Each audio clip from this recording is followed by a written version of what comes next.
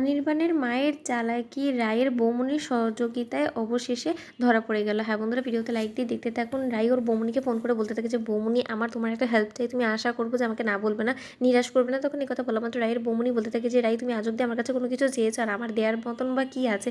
এখন যদি আমি তোমার কোনো কাজে লাগতে পারি তাহলে তো আমার এর থেকে বড় কোনো কিছু আর হতে পারে না আমার জন্য। বলো কী দরকার, তুমি আমাকে বলো। তখন এই কথা বলা মাত্র রাই বলতে থাকে যে বৌমনি, আমি তোমাকে যেটা করতে বলবো তোমাকে এখন সেটাই করতে হবে। তোমাকে এই মুহূর্তে আমার সাথে হসপিটালে গিয়ে প্রেগনেন্ট হওয়ার মিথ্যে অভিনয় করতে হবে, একজন ডাক্তারের মুখোমুখি হতে হবে। তখন এই কথা বলা মাত্র রাই এর বৌমনি বলতে থাকে রাইকে যে রাই, তুমি সব কী বলছো বলো তো? শুধু শুধু আমি প্রেগনেন্ট সাজতে যাবো কেন বলো তো? আমি তো প্রেগনেন্ট না। তখন এই কথা বলা মাত্র রাই ওর বৌমনিকে বলতে থাকে যে বৌমনি, আমি ঠিক খুব ভালো করে জানি, কিন্তু তার শর্ত আমাকে ভুয়া প্রমাণ করার জন্য ওই ডাক্তারটা একটা ভুয়া রিপোর্ট বানানোর ষড়যন্ত্র করেছে আমার বিরুদ্ধে, কিন্তু এই ষড়যন্ত্রটা আসলে কে করেছে সেটার নামটা উন্মোচন করার জন্যই তোমাকে একটু দরকার। তখন এই কথা বলা মাত্র রায়ের বৌমনি বলতে থাকে ঠিক আছে, বরঞ্চ আমি সোজাসুজি হসপিটালে পৌঁছচ্ছি, তুমি ওখান থেকে পৌঁছো। তখন এই কথা বলা মাত্র হসপিটালে যাওয়া মাত্রই রায়ের বৌমনিকে রাই যেসব কথা শিখিয়ে দেয় ঠিক সেই অনুযায়ী রায়ের বৌমনি ডাক্তারের কাছে গিয়ে বলতে থাকে যে ডাক্তারবাবু, আমি আসলে প্রেগনেন্ট না, আমি আপনার কাছে এসেছি একটা সহযোগিতা চাওয়ার জন্য। আমি শুনেছি যে এই শহরে আপনার অনেক সুনাম, আর সেই সুনামের কথা শুনেই আমি এখানে এসেছি।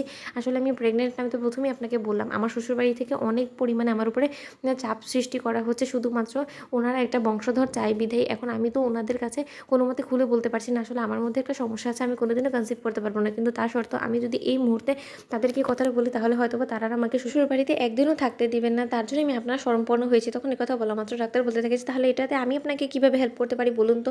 তখন কথা বলা মাত্র ও রায়ের বৌমনি বলতে থাকে যে না, আপনি যদি কোনোভাবে একটু আমার হেল্প করতেন, তার জন্য যত টাকা আপনি চাইবেন আমি তত টাকা আপনাকে দিতে রাজি আছি। শুধুমাত্র আপনাকে একটা কাজ করে দিতে হবে, আমাকে একটা ভুয়া প্রেগনেন্সি পজিটিভ রিপোর্টটা বানিয়ে দিতে হবে। তখন কথা বলা মাত্র ডাক্তার বলতে থাকে যে এসব তুমি কী বলছো বলো তো? আমি এই সিটে বসেছি আমি রুগীর সেবা দেওয়ার জন্য, নাকি এসব ভুয়া রিপোর্ট বানিয়ে লোক ঠকানোর জন্য? তাহলে তোমার সাহস কী করে হয় তুমি এসব কথা আমাকে বলছো বলো তো? তখন কথা বলা মাত্র রায়ের বৌমনি বলতে থাকে যে রাই এসব কী বললো যে এই মহিলা নাকি ভুয়া রিপোর্ট বানায়, কিন্তু এখানে তো দেখছি যে না, উনি অনেক ন্যায় নীতিবান।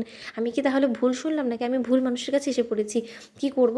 ওদিকে এই কথা শোনা মাত্র রায়ের বৌমনি বলতে থাকে যে না, আপনি যদি একটু করে দিতেন তাহলে আমার সুবিধা হতো। থাক ঠিক আছে, আমি বুঝতে পেরেছি আপনি হয়তো এই কাজগুলো করবেন না, আমি আপনার কাছে চিরকৃতজ্ঞ থাকতাম, তার জন্য আপনি যত টাকা চাইতেন আমি দিতে রাজি ছিলাম, কিন্তু তার শর্ত আপনাকে দিয়ে মনে হয় না এই কাজটা হবে।